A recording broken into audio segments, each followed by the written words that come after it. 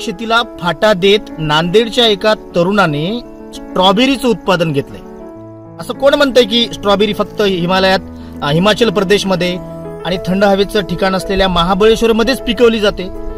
या वाक्याला आणि या समजुतीला छेद देणाऱ्या बारडच्या बालाजी उपवार नावाच्या या तरुणानं एक अनोखा असा प्रयोग केलेला आहे।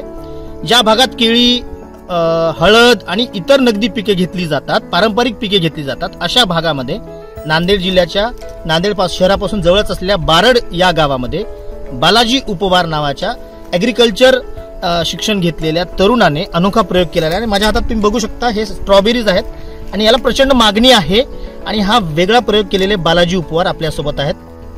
अभिनंदन तुमचं, धन्यवाद वेगळा प्रयोग केल्याबद्दल।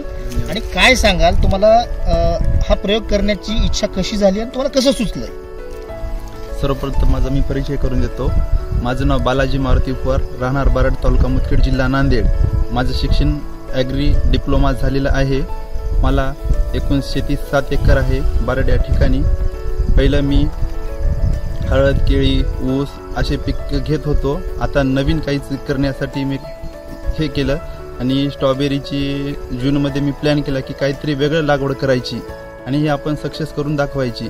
मी जूनमध्ये स्ट्रॉबेरीचा विचार केला आणि 25 ऑक्टोबर रोजी स्ट्रॉबेरीची लागवड केली आणि ही रोपे मी महाबळेश्वर येथून नर्सरीतून मी मागवली आहे आणि आज रोजी मी 10 गुंठ्यामध्ये माझी स्ट्रॉबेरी लागवड केलेली आहे 25 ऑक्टोबर रोजी।